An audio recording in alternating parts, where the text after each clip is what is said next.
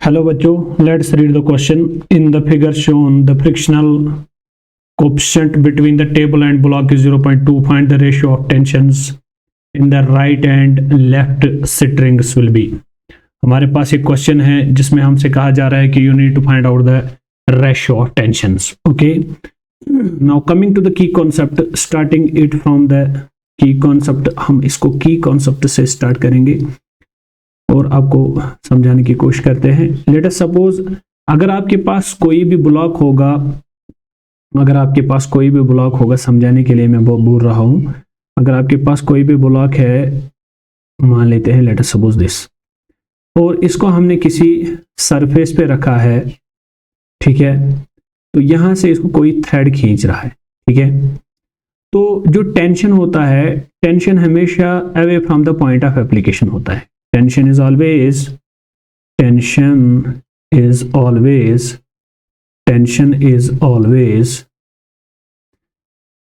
away from the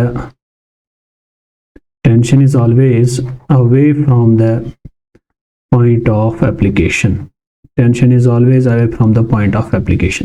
जहां पे tension लग रहा है, उस टेंशन की जो डायरेक्शन होती है वो उस पॉइंट से हमेशा अवे ही होता है।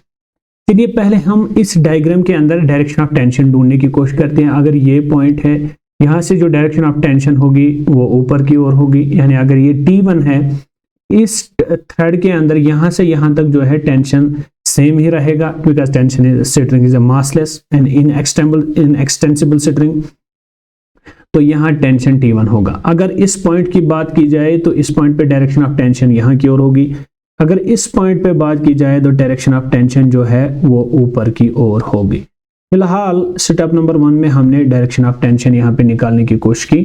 तो हमने जो कॉन्सेप्ट इसके लिए बताया, दैट इज कि tension is always away from the point of application. तो पॉइंट ऑफ एप्लीकेशन से टेंशन हमेशा क्या होता है, बाहर की ओर होता है।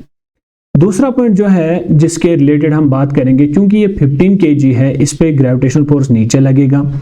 ये 5 kg है, इस पे भी ग्रेविटेशनल फोर्स नीचे लगेगा। अगर मैं इस पे ग्रेविटेशनल फोर्स नीचे की बात करूं, जो इस पे नीचे लगेगा दैट विल बी 15G, जो उसके नीचे खींचने की कोशिश करेगा। अगर 5 kg की बात की जाए, इस पे भी जो ग्रेविटेशनल फोर्स नीचे लगेगा that will be equal to mass into gravity, that will be 5G। लेकिन अब आप सोचिए 15G ज्यादा है या 5G ज्यादा है? 15G ज्यादा है, सीधी सी बात है। तो ये 15G नीचे जाएगा, इसका मतलब ये 5 kg ऊपर उठेगा। तो direction of motion of this 5 kg will be, तो इस पे जो डायरेक्शन ऑफ मोशन होगी ये ऊपर की ओर चलेगा, यानी ये भी उसी एक्सेलरेशन से ऊपर की ओर चढ़ेगा जिस एक्सेलरेशन से हमारा 15 kg ब्लॉक जो है नीचे जाएगा। तो ये हमारा कंसर्न इसमें बनता है। चलिए सबसे पहली बात जो हम इसमें करेंगे दैट इज, वो हम ये देखेंगे कि नेट पुलिंग फोर्स क्या है। नेट पुलिंग फोर्स अगर उसको मैं मान लेता हूं, लेट अस सपोज उसको मैं नाम देता हूं F1, that F1 is simply equal to 15G, इसको नीचे खींच रहा है। लेकिन उस 15G को कम करने के लिए यहां से 5G आ रहे हैं, यानी -5G। तो क्या मैं बोल सकता हूं 15G - 5G इज 10G, ये आपका F1 निकल के आ जाएगा। अगर आपका F1 फिलहाल किसके बराबर आ गया, 10G के बराबर, तो इसका मतलब ये है कि दिस इज 10 इंटू G का वैल्यू 10 है, तो जो आपका F1 का वैल्यू होगा दैट इज 100 न्यूटन। फिलहाल आपका जो नेट पुलिंग फोर्स है, that net pulling force is equal to 100 newton. Now what next is, next की अगर बात की जाए, इसमें ये बोलता है कि ब्लॉक और टेबल के बीच की जो फ्रिक्शनल वैल्यू है, frictional coefficient between table and the block is 0.t। इसका मतलब ये हुआ कि जब ये 15 kg ब्लॉक नीचे उतरेगा तो इस पे फ्रिक्शनल फोर्स जो है पीछे की ओर लगेगा, जो इस सिस्टम को रोकने की कोशिश करेगा। तो फ्रिक्शनल फोर्स यहाँ पे पीछे की ओर लगेगा। लेकिन जो हमारा फ्रिक्शनल फोर्स होता है, that frictional force is equal to, उसको मैं नाम देता हूं F2। दैट फ्रिक्शनल फोर्स जो है, क्या वो बराबर नहीं होता है कि mu times coefficient of friction into normal reaction. अगर मैं इस पॉइंट की बात करूं तो इस पे नॉर्मल रिएक्शन क्या होगी, जहां पे भी कांटेक्ट होता है नॉर्मल रिएक्शन इसके परपेंडिकुलर लगेगा और इस पे वेट जो है नीचे लगेगा। अगर इसके वेट की बात की जाए that is 5G, normal reaction 5G के बराबर आ जाएगा। तो चूंकि कोएफिशिएंट ऑफ फ्रिक्शन जो है उसका value that is 0.2, normal reaction का वैल्यू आपको निकल के आ गया है 5G। तो ये आपको क्या होगा, ये आपको F2 वो फोर्स होगा जो इस सिस्टम को रोकने की कोशिश करेगा। क्या मैं इसको बोल सकता हूं net stopping force? Net stopping force भी मैं इसको बोल सकता हूं नेट स्टॉपिंग फोर्स, लेकिन है ये असल में कौन सा force? Frictional force. Frictional force इसको रोकने की कोशिश करेगा। इसका मतलब F2 will be equal to 0.2 into 5 into 10।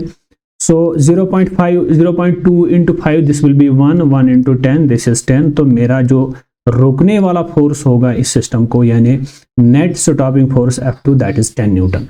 तो अब अगर मैं बात करूं कि इस सिस्टम के एक्सेलरेशन की अगर मैं अब बात करूं तो इसका मतलब ये हुआ कि सिंस क्या मैं लिख सकता हूं सिंस F1 जो है मेरा net pulling force that is greater than net stopping force. Net pulling force मेरा F1 है, नेट स्टॉपिंग फोर्स जो है दैट इज F2। तो क्या मैं एक्सेलरेशन को लिख सकता हूं? एक्सेलरेशन को मैं लिख सकता हूं नेट पुलिंग फोर्स जो है तो वो किसके बराबर आ जाएगा? This is F1 minus F2 whole divided by total mass of the system, total mass of the system. तो अगली स्लाइड पे इसको सॉल्व कर रहे हैं। तो जो मेरा एक्सेलरेशन आ जाएगा, how much is my F1 force? F1 force कितना है? 100 न्यूटन। ये कितना है? 10 न्यूटन। तो इसका मतलब ये हुआ 100 Newton force minus 10 Newton force divide by total mass of the system. Total मास इसका है 15 kg। एक तो ये जोड़ना है, 5 kg जोड़ना है, 5 kg जोड़ना है, क्योंकि स्ट्रिंग जो है दैट इज मासलेस, उसका मास नहीं आएगा। तो the total sum will be 5 + 5 + 15। Total sum will be 15 + 5 + 5। It comes out to be equal to 90/25। तो अगर मैं इसको सॉल्व करूं the answer comes out to be equal to 3.6 metre पर second square is my acceleration of the system। तो इस acceleration से जो है मेरा सिस्टम ऊपर नीचे करेगा। तो अब अगर मेरे को एक्सेलरेशन आ चुका है, now we will come to the point कि अब हम फ्री बॉडी डायग्राम पे बात करेंगे। 15 kg के बात करेंगे। सबसे पहले मान लेते हैं ये मेरा 15 kg ब्लॉक है। अगर ये मेरा 15 kg ब्लॉक है, इस पे मैं देखता हूं कि इस पे कौन सा फोर्स लग रहा है। कलर को चेंज करता हूं। इस 15 kg पे जो है नीचे जो खींच रहा है इसको दैट इज 15G। तो उसको मैं लिख सकता हूं 15 × 10 वो कितना होगा? दैट इज 15 × 10 इज 150 न्यूटन, यानी जो इसके वेट के बराबर होगा। वेट इसको नीचे खींच रहा है अगर इसके FBD की बात की जाए फ्री बॉडी डायग्राम की, लेकिन जो इसका थ्रेड है ऊपर खींच रहा है। Tension is away from the point of application, तो T2 टेंशन है।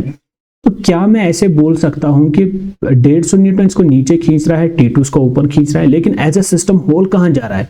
सिस्टम तो एज ए होल नीचे जा रहा है विद एन एक्सेलरेशन है।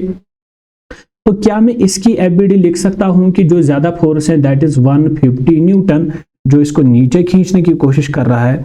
तो क्या मैं बोल सकता हूं 150 जो है वो उसके नीचे खींच रहा है माइनस टेंशन T2 इसको ऊपर खींच रहा है। तो इसका मतलब ये होगा बराबर मास इंटू एक्सेलरेशन। इसका मास 15 है, एक्सेलरेशन आपकी ऊपर निकल चुकी है। ये हमारी फर्स्ट इक्वेशन बन जाएगी। This is 150 minus T2 is equal to 15 × 3.6।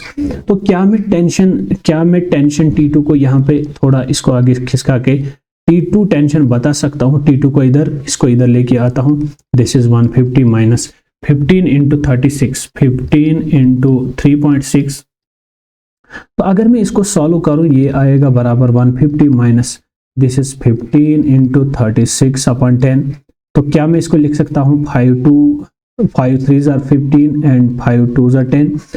तो ये आएगा बराबर 150 माइनस 2 × 18, 3 × 18 के बराबर आ जाएगा। तो ये आएगा बराबर 150 minus 18 × 3 that is 54। So can I write here tension T2 will be equal to 150 Newton force minus 54 Newton force. तो इसका आंसर जो है फिलहाल 96 न्यूटन के आसपास आ जाएगा। तो फिलहाल मेरा T2 टेंशन आ चुका है, मुझे रेशियो निकालना है। अगर मेरा T2 आ गया है, अब मुझे क्या निकालना है? That is T1। Now coming to the free body diagram of the T1। अब अगर मैं इस T1 इस 5 kg बोला के T1 फ्री बॉडी डायग्राम की बात करूं, इसको 5G नीचे खींच रहा है, टेंशन ऊपर खींच रहा है, लेकिन सिस्टम एज अ होल ऊपर जा रहा है। तो इसको मैं यहाँ पे सॉल्व करने की कोशिश करता हूँ। अगले स्लाइड पे मैं दिखाने की कोशिश करता हूँ, उस पेन का कलर में चेंज करता हूँ इधर। तो मान लेते हैं ये मेरा क्या है, ये मेरा 5 kg ब्लॉक है। इस 5 kg ब्लॉक पे जो है इस पे वेट नीचे लग रहा है, that is 5g, that is equal to 50 newton, इसको नीचे खींच रहा है। और टेंशन जो है वो मेरा टेंशन T1 है, वो इसको ऊपर खींच रहा है। लेकिन अगर एज ए सिस्टम में होल देखूं, ये सिस्टम एज ए होल ऊपर जा रहा है विद एक्सेलरेशन a से। तो क्या मैं इसकी इक्वेशन लिखूं यहाँ पे, that equation will be equal to tension T1, इसका मतलब ज्यादा है, T1 टेंशन नीचे खींच रहा है -50 newton, -50 is equal to mass into acceleration, that is 5 into a। As we know T1 will be equal to 5 into 3.6 मेरी एक्सेलरेशन आ चुकी है, और प्लस हो जाएगा 50 newton. Therefore T1 tension will be equal to, this is 5 into 36 upon 10 plus 50 newton. तो this is 5 2s are, this is 2 18s are, यहाँ पे cancel हो गया। Tension T1 will be equal to 50 plus 18, 50 plus 10 60, 68। तो इसका मतलब ये हुआ कि जो टेंशन T2 मेरा निकला, that is 68 newton. Now the final answer of this question is, जो हमें बता था कि you have to find the ratio of the tension, you have to find the ratio of tensions. तो टेंशन का ratio जो है that will be equal to T1, sorry ये मैंने T2 यहाँ पे लिखा था, ये असल में T1 है। T1 अपॉन T2 की अगर बात की जाए, T1 मेरा 68 न्यूटन आ गया, और T2 जो मेरा है दैट इज 96 न्यूटन निकला है। अगर इसको सॉल्व किया जाए तो this comes out to be equal to 17 upon 24, इसका आंसर बन रहा है। तो जो रेशियो ऑफ टेंशन है दैट इज 17 अपॉन 24, तो इसको मैं ऐसे भी लिख सकता हूँ, T1 is to T2, this will be equal to 17 is to 24। this is the correct answer of this question। तो चलते हैं अपने ऑप्शंस की ओर, देखते हैं 17 is to 24 is the first answer। This is the correct option of this question। Hope you got the answer of this question। Thank you।